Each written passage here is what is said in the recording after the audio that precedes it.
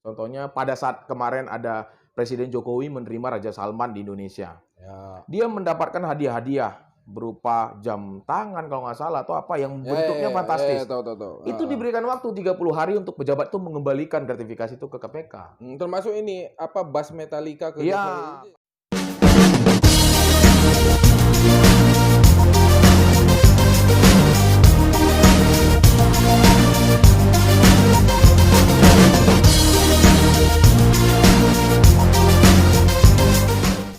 Oke, kembali lagi di Tarikan Barus Channel. Kali ini kami buat video bersama Artanta Barus. dan saya Ricky Kinarta Barus. Nah, kali ini kami coba bahas lagi mengenai Undang-Undang Tipikor. Nah, jadi Bang, kemarin Ricky udah buat konten video mengenai Tipikor, Bang. Nah, itu mengenai ini menteri kita yang melakukan tindak pidana korupsi dana bansos, Bang. Nah, itu kan kenapa Ricky bahas tertarik, Bang, karena ada hukuman mati di situ, Bang, di pasal 2 ayat 2-nya itu. Nah, ternyata setelah Ricky kaji, Ricky lihat undang-undang yang terkait, ada undang-undang penanggulangan bencana, Bang. Di situ definisinya ada bencana non alam. Nah, bencana non alam ini apa contohnya? Jika di suatu negara dalam epidemi atau dalam ada wabah penyakit gitu, Bang. Nah, kali ini Ricky pengen kita ini, Bang, bahas Secara global. secara global kasus Budaya Tipikornya. korupsi. Budaya korupsi, Bang. Nah, gimana, Bang? Menurut apa, Bang? Oke. Sebenarnya kalau di dalam masyarakat kita tuh dikenal bahwa Indonesia ini dikenal dengan budaya korupsi. Ya. Setuju atau tidak setuju? Kalau saya berpendapat pribadi, memang budaya korupsi itu ada dalam diri kita sebagai berbangsa dan bernegara. Karena apa? Ini pendapat saya ya. Pendapat saya itu karena Indonesia ini terbentuk, negara NKRI ini terbentuk dari sekian banyak kerajaan. Banyak kerajaan-kerajaan. Dalam setiap pulau, dari pulau Sumatera, Jawa, Sulawesi, Kalimantan, itu banyak kerajaan-kerajaan. Nah, budaya, kita kembali lagi ke budaya. Budaya kerajaan itu adalah budaya yang seperti apa? Budaya kerajaan itu adalah prajurit atau orang-orang yang berada di bawah kasta raja itu memberikan upeti kepada rajanya. Upeti kepada rajanya, dan mungkin karena itulah ada budaya itu pada diri kita. Tapi kembali lagi, bagaimana sih caranya untuk supaya menghilangkan budaya itu?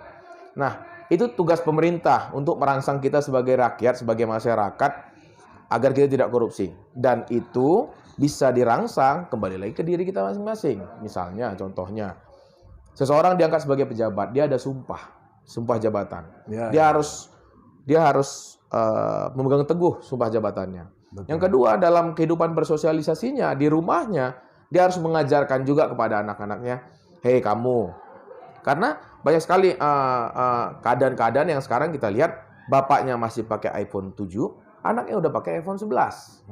Nah, itu juga pengajaran-pengajaran yang salah. Kalau misalnya dalam keluarga, berarti itu kita, dari rumah dulu ya, Bang? Dari rumah dulu harus kita ajarkan kepada keluarga. Kenapa? Pada saat nanti ayah atau orang tuanya, ibu bapaknya tidak mampu memberikan gadget yang paling baik dan paling up to date pada anak-anaknya, sehingga anak-anaknya sudah dibiasakan untuk memiliki gadget yang paling up to date, itu akan membuat peluang terciptanya korupsi. Kira-kira seperti itu. Jadi gara-gara didikannya nggak bagus, akibatnya begitu ya, Bang? Ya, jadi kita harus kembali lagi ke sumber daya manusianya. Nah, itu tadi tugasnya pemerintah merangsang. Contohnya, kalau kita ke kejaksaan, di kantor kejaksaan itu ada namanya kantin kejujuran. Kantin kejujuran itu kita ditempatkan semua makanan di situ.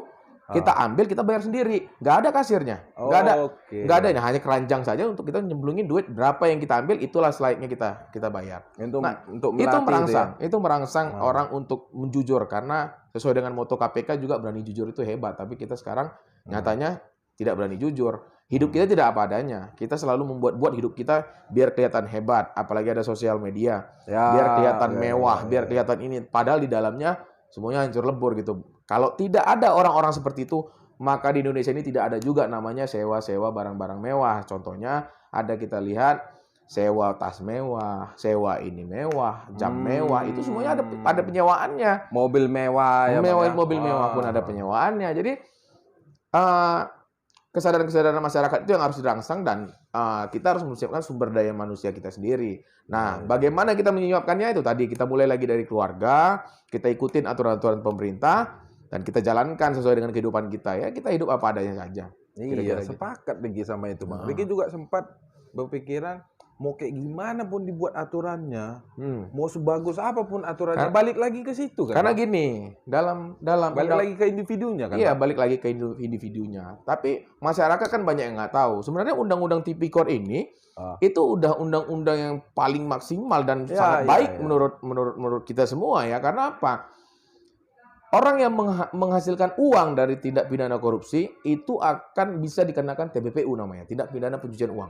Tindak pidana pencucian uang itu diduga ataupun tidak, hanya diduga saja itu semuanya bisa disita gitu. Contohnya apa?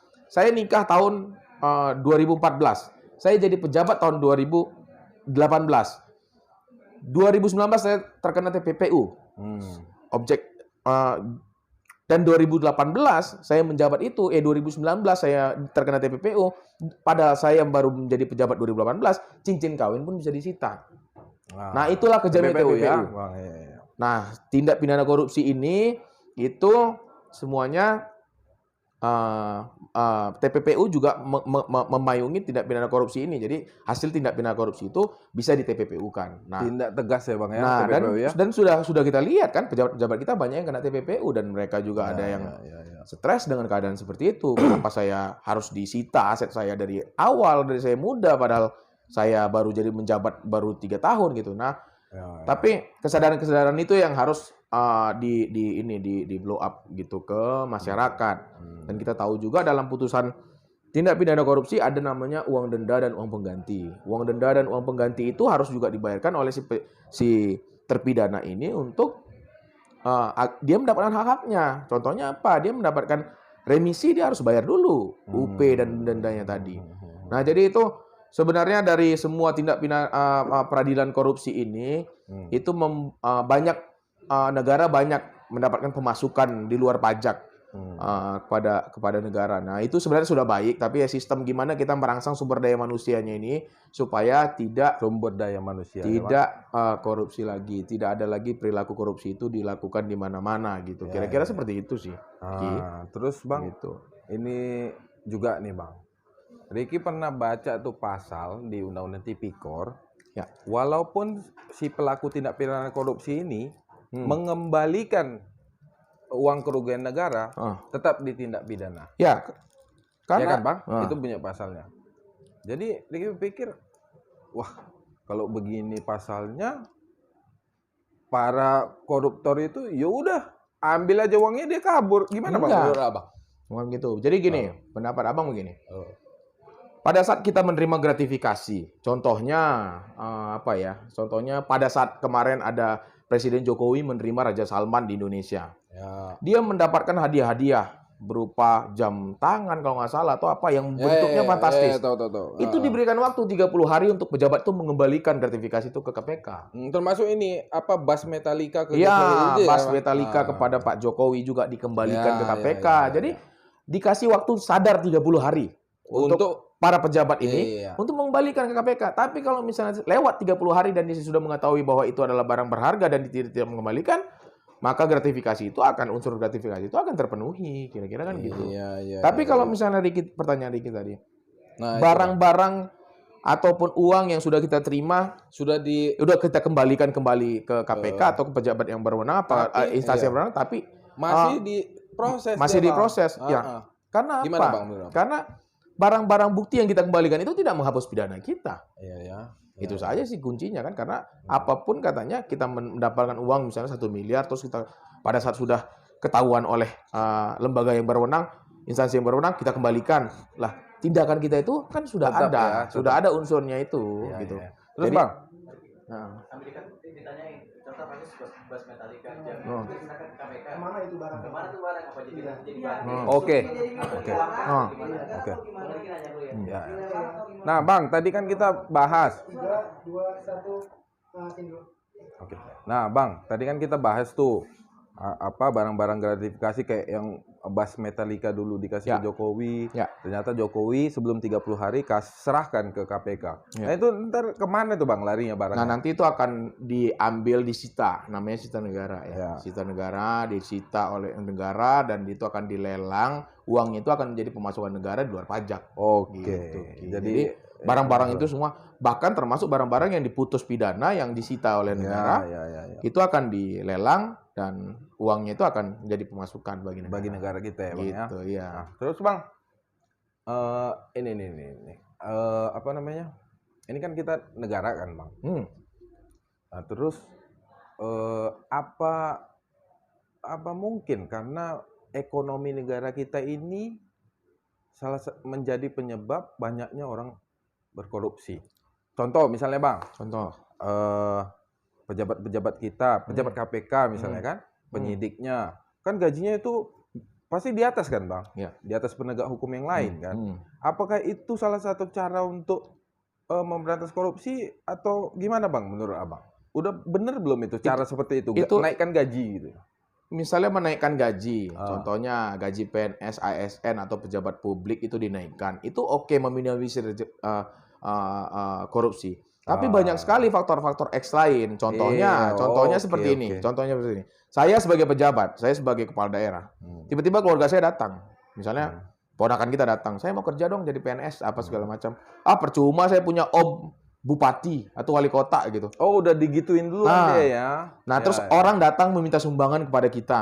Kita kasih sedikit. Dia bilang, percuma tuh bupati, wali kota. Kok sumbangannya cuma segini? Nah, itu sumber daya, itu SDM itu yang harus dirubah pola pikir yang seperti itu. Bukan berarti kita meminta sumbangan kepada pejabat, dia harus ngasih besar gitu. Iya, Karena pada saat ya namanya juga sumbangan kan pasti kan harusnya kan sukarela gitu. Iya. Nah, jadi faktor X-nya itu terlalu banyak.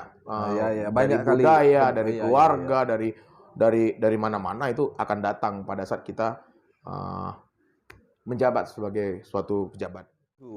Jadi gini, Ya, kalau gimana, kita Bang? bicara pejabat, saya juga belum pernah jadi pejabat. Tapi kalau misalnya kita bicara advokat, banyak advokat yang tersandung masalah tipikor, tindak pidana korupsi. Karena apa? Karena advokat ini, pengacara ini, itu di gray area dia, abu-abu. Ya. Kadang-kadang bisa jadi malaikat, kadang-kadang bisa jadi iblis. Jadi Ya, tergantung kita. Makanya tadi saya sampaikan dari awal, sumber daya manusianya, pola pikir kita, pola hidup kita itu yang paling utama untuk kita menghindari yang namanya melakukan tindak pidana korupsi. Balik lagi ke individunya. Bang. Cara hidup kita bagaimana, cara bergaul kita juga bagaimana, itulah yang kembali lagi ke individu dan sumber daya manusianya. Iya. Kalau kita merasa wah ini nggak perlu, ya udah nggak perlu dilakukan. Jangan semuanya kita mau, kita nggak mempunyai kemampuan, akhirnya kita melakukan korupsi, tindakan-tindakan yang tidak dibenarkan oleh peraturan perundang-undangan. Contohnya seperti advokat tadi. Advokat ini ingin cepat kaya, dia melakukan karena apa? Advokat ini dari awal dia ikut dalam perkara itu. Dari mulai dia kalau instansinya berbeda-beda. Contohnya satu perkara pidana. Dari mulai polisi, advokat berhadapan sama polisi, bersinggungan dengan polisi. Dilimpahkan perkaranya ke kejaksaan, advokat pun ada mendampingi kliennya. Masuk ke pengadilan, advokat pun ada di situ bersama-sama dengan penuntut dan si hakimnya gitu. Jadi advokat ini sangat mengetahui betul bagaimana celah-celahnya untuk mengamankan si A, si B, si C. Nah, itu tadi kembali lagi. Advokat ini adalah profesi yang di gray area, dia kadang-kadang bisa jadi iblis, bisa jadi malaikat. Mau kemana kita bawa dan apa yang mau kita lakukan untuk menegakkan keadilan terutama hak dari klien kita, kira-kira gitu. Jadi kembali lagi semuanya ke individu, ke sumber daya manusianya. Oke. Siap atau tidak siapnya. Jadi kesimpulannya korupsi ini bisa kita hindari dengan kembali lagi ke pola hidup dan pola pikir kita, di mana kita tidak boleh memaksakan suatu kehendak kita dan tidak boleh menginginkan apa yang bukan menjadi hak kita. Dan kita harus menjalankan semuanya sesuai dengan aturan yang sudah ditentukan kepada kita. Contohnya, kalau Anda menjadi pejabat, Anda harus ingat sumpah jabatan Anda sendiri. Yang kedua, Anda harus tahu Anda itu bekerja untuk siapa. Kalau Anda jadi pejabat, Anda untuk masyarakat. Nah, bagaimana masyarakat Anda bisa menerima suatu pejabat yang korup? Itu tidak dibenarkan. Dan Anda jadi pejabat juga harus menjadi contoh bagi bawahan-bawahan supaya sumber daya manusia tadi bisa terbentuk budaya anti korupsinya. Kira-kira seperti itu. Ya. Gitu, Ki. Oke, kalau Ricky pesannya khusus untuk pengacara, ya Bang ya? Ya. Ricky ngelihat ini nih pengacara ini advokat nggak boleh punya pikiran itu dalam profesinya hanya untuk uang. Itu kalau harus dihindari. Nggak boleh dalam pikirannya harus menang, nggak boleh. Tetap harus menjadi pengacara yang bisa menegakkan keadilan. Karena banyak nanti tindakan-tindakan yang nggak benar bisa dilakukan pengacara untuk memuluskan keinginannya itu, yaitu uang dan harus menang dalam perkaranya. Itu. Kira-kira itu. Oke, Justice Seeker, sudah selesai kami buat video bersama abang saya Artan Tabarus dan saya Ricky Kirana Tabarus. Saksikan terus dan dukung terus channel Tarigan Barus Channel. God bless you. Semangat memberantas korupsi. Ya.